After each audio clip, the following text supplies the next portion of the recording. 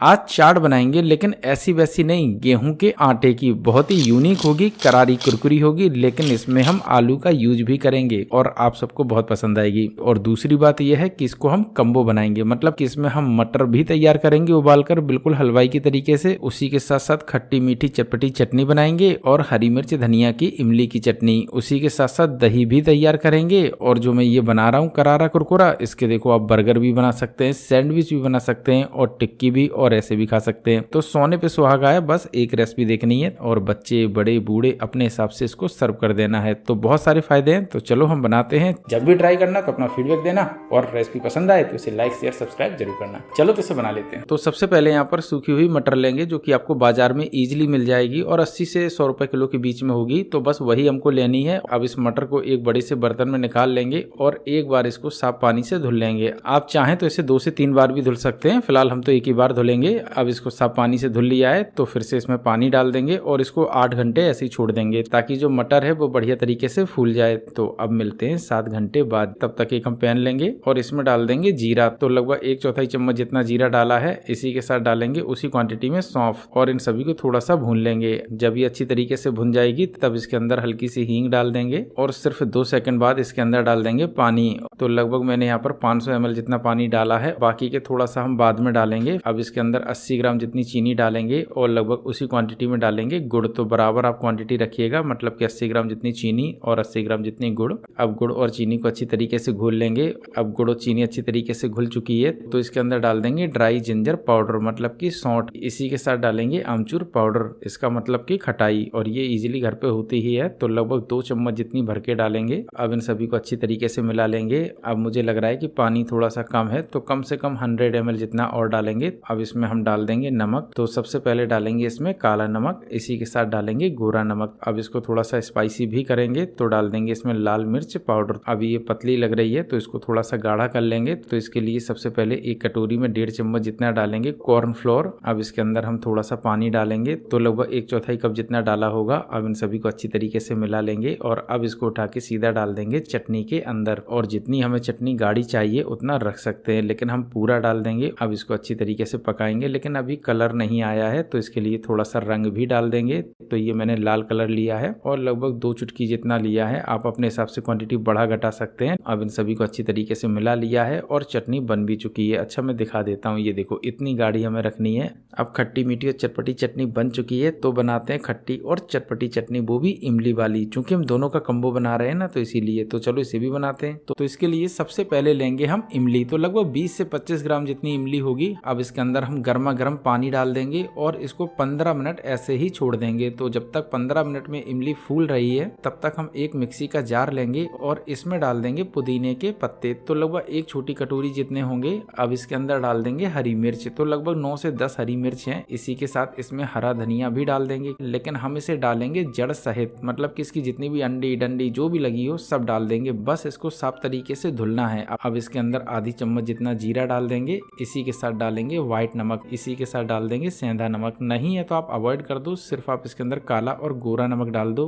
तो थोड़ा सा डाल देते हैं। अब मिक्सी के जार में लगभग मैंने सारी की सारी चीजें डाल दी हैं। कमी रहेगी खटास की। तो चलते हैं इमली की तरफ जो कि मैंने फूलने के लिए छोड़ दी थी। अब इसको हाथों से इस तरीके से मसल लेंगे, मतलब कि इसका सारा का सारा पल्प निकाल लेंगे, क्योंकि बिना इसके बननी नहीं। अब इसका हमने पल्प सारा का सारा निकाल दिया। फिलहाल इसको सीधा उठा के डाल देंगे मिक्सी के जार में, लेकिन उससे पहले लेंगे मोटी छेदों वाली छन्नी, क्योंकि इसी से हमें छानना है। बिना इसके जितनी भी इमली की मोटी मोटी गंदगी है, गंदगी क्या मतलब कि जो भी उसके अंदर लगा रह जाएगा वो सब आ जाएगा और फिर मस्त चटनी नहीं बनेगी। अब इसका लगभग हमने सारा का सारा पल्प निकाल लिया है। तो अब इसका ढक्कन लगा के इसको बिल्कुल बारीक पीस लेंगे। अब खट्टी स्पाइसी चटनी बनके तैयार है। तो थोड़ा सा मीठा दही भी तैयार कर लेते हैं और इसमें विशेष ज्यादा मेहनत भी नहीं करनी है, सिर्फ हमको 1 कप जितना दही लेना है। अब इसके अंदर आधा कप जितना पानी डाल देंगे और अब इसके अंदर डालेंगे चीनी। तो लगभग 1.5 चम्मच जितनी चीनी डाली होगी। अब इन सभी को अच्छी तरीके से मिला के ऐसे ही छोड़ देंगे कम से कम 15 मिनट के लिए। तो बस हमें इतना ही करना है। अब लगभग 15 मिनट हो चुका है और चीनी भी अच्छी तरीके से घुल चुकी है। तो बस अब इसको हमें मिला देना है। अब इसको हमने अच्छी तरीके से मिला दिया है, दही बनके तैयार है। तो अब देख लेते हैं जो मटर है उसका क्या हाल है। मटर अच्छी तरीके से फूल चुकी है। अब इसका जितना भी एक्स्ट्रा पानी है वो निकाल देंगे और अब लेंगे एक कुकर और इसमें डाल देंगे फूली हुई मटर। अब इसमें डालेंगे पानी। तो यहाँ पर हम 1 गिलास जितना पानी डाल देते हैं। अब इसके अंदर नमक डाल देंगे, लेकिन जो बाजार में होते हैं वो सोडा भी डालते हैं, लेकिन हम इसमें आलू डालेंगे तो इसीलिए हम सोडा नहीं डाल रहे हैं। अब इसके अंदर आलू डाल देंगे। अब इसका ढक्कन लगा के सबसे पहले आलू को उबाल लेंगे। लगभग 2 सीटी आ चुकी है तो इसे खोल के चेक कर लेते हैं। हाँ, आलू तो अच्छी तरीके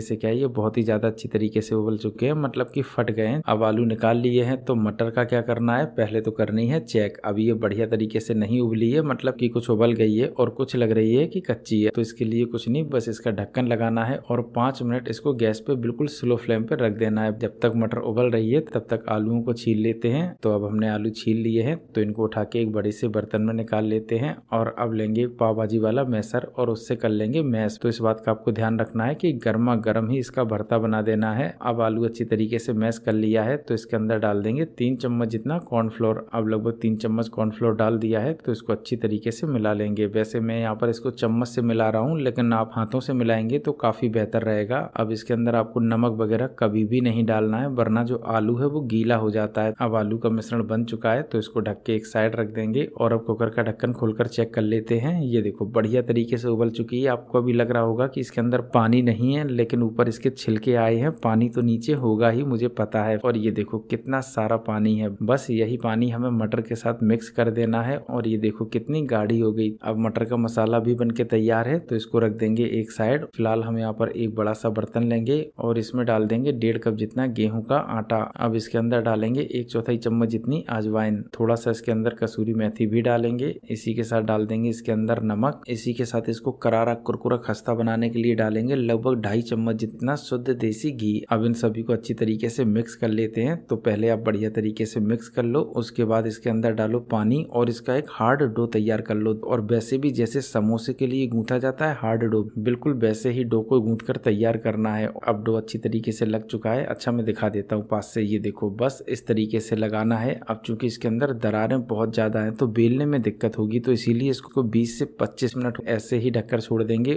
अब लगभग 20 मिनट हो चुका है और डो भी लग रहा है अच्छी तरीके से सेट हो चुका है। तो इसे 2 भागों में कर लेंगे और दूसरा भाग लेंगे और आधे भाग को उठा के सीधा हम फर्श पे पटक लेंगे और थोड़ा सा हाथों पे लगाएंगे घी। बेलने में कोई भी दिक्कत नहीं होगी अगर आप घी लगाकर बेलेंगे तो, लेकिन अगर सूखा आटा लगाकर बेलेंगे तो दिक्कत होगी। तो इसीलिए इसे आप घी लगाकर अच्छी तरीके से बेल लें। अब इसको अच्छी तरीके से बेल लिया है तो इसके ऊपर लगाएंगे जो मैंने आलू का मसाला बना के रखा था उसको और बढ़िया तरीके से इसके ऊपर फैला लेंगे। तो बस इस तरीके से फैलाना है, थोड़ा सा मोटा मोटा। और देखो किनारे पर हमको आलू नहीं लगाना है क्योंकि हम इसको रोल करेंगे, तो इसीलिए बीच में आप आलू लगाएं और उसके बाद इसको इस तरीके से घुमाते हुए मोड़ दें। तो जैसे मैं मोड़ रहा हूँ बिल्कुल आपको इसी तरीके से मोड़ना है। बिल्कुल भी आपको इसके अंदर हवा नहीं भरनी है, वरना बनाने में थोड़ी सी दिक्कत होगी। अब इसको बढ़िया तरीके से मोड़ लिया है तो अब इसको चिपका लेंगे। थोड़ा सा बस इसे हमें हटाना पड़ेगा और इस तरीके से पानी लगाते हुए इसे बढ़िया तरीके से चिपकाना पड़ेगा। बस यही करना पड़ेगा। अब इसको बढ़िया तरीके से चिपका लिया है तो अब लेंगे एक चाकू और इससे इसको काटेंगे। तो बिल्कुल इस तरीके से पतला पतला काटना है। कोई बात नहीं, पहला खराब हो गया तो दूसरे और बाकी के सब अच्छी तरीके से बनते चले जाएंगे। फिलहाल हमने इसको काट लिया है तो अब एक उठाएंगे और इसको इस तरीके से दाब देंगे। तो देखो मैंने टूटा वाला उठाया है क्योंकि मैं आपको दिखाना चाहता हूँ कि टूटा फूटा भी लेंगे तो भी वो बढ़िया आकार में आएगा, मतलब कि एक अच्छी खासी शेप ले लेगा। और ये देखो बढ़िया शेप में आ गया है। तो बस इसी तरीके से बनाने हैं। अब एक एक करके हम सारे के सारे बना लेते हैं। फिलहाल हमने सारे के सारे बना लिए हैं तो बस अब इनको सेंक लेते हैं। तो चलते हैं सीधा तेल की तरफ और तेल को मैंने मीडियम टू हाई फ्लेम पर पहले ही गर्म होने के लिए छोड़ दिया था। और हाँ, यहाँ पर मैंने मीडियम टू हाई या मीडियम गैस क्यों रखी, उसके पीछे का रीजन है। अगर मैं ऐसा नहीं करता तो ये तेल बहुत ज्यादा पीते और बिल्कुल परफेक्ट भी नहीं बनते। फिलहाल ये नीचे चिपक गए थे तो इसीलिए छुड़ा लेते हैं। अब इसको हम पलट देंगे, बहुत आसानी से पलट जाएंगे, कोई भी दिक्कत नहीं होगी। अब मुझे लग रहा है कि ये बढ़िया तरीके से सिक चुके हैं और इसको छूने से लग भी रहा है कि करारे कुरकुरे हो गए हैं। अब स्नैक्स सिक के रेडी है तो इनको हम एक एक करके निकाल लेंगे। तो बस इस तरीके से निकालना है। अब स्नैक्स बन के तैयार है तो इसकी आवाज भी सुन लेते हैं। ये देखो कितना करारा कुरकुरा बना।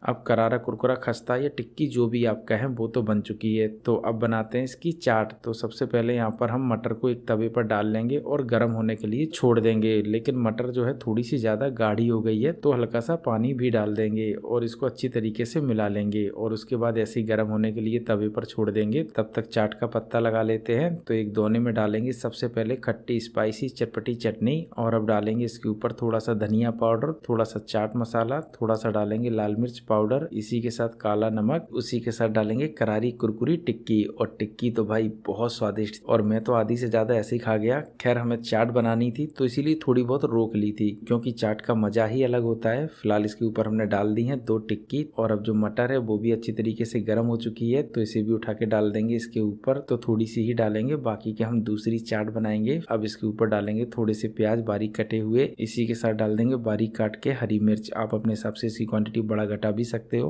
और अब डालेंगे इसके ऊपर बारीक काट के हरा धनिया। तो आप अपने हिसाब से हर चीज छोटी छोटी काट के डाल सकते हो। अब इसके ऊपर डालेंगे खट्टी मीठी चटपटी चटनी। तो इसकी क्वांटिटी आप अपने हिसाब से रखो, जैसा भी खट्टा मीठा खाना चाहो। इसी के साथ डालेंगे खट्टी और चटपटी चटनी। और अब डालेंगे इसके ऊपर फिर से थोड़ा सा धनिया पाउडर, थोड़ा सा गरम मसाला, थोड़ी सी लाल मिर्च पाउडर, थोड़ा सा चाट मसाला, थोड़ा सा डाल देंगे जीरा पाउडर। अब जो मैंने दही बनाया था वो भी इसके ऊपर डाल देंगे। वैसे आप बताओ, आपको चाट में दही अच्छा लगता है या अवॉइड कर देते हैं? कमेंट करके जरूर बताना। फिलहाल इसके ऊपर डाल देते हैं थोड़ी सी कुटी हुई लाल मिर्च। अब इसके ऊपर खट्टी मीठी चटनी भी डाल देते हैं। तो आप अपने हिसाब से खट्टा मीठा रखो। थोड़ी सी मैं चटपटी चटनी भी डाल देता हूँ, और बस अब इसको हम खाने चलते हैं। तो देखो, मुझे तो बहुत टेस्टी लगी थी। वैसे मुझे उम्मीद है कि आपके मुंह में भी पानी आया होगा रेसिपी को देखते देखते। देखो, आया हो तो टेस्टी जरूर कमेंट में लिख देना, मुझे भी पता चल जाएगा हाँ कितने लोगों को पसंद आई।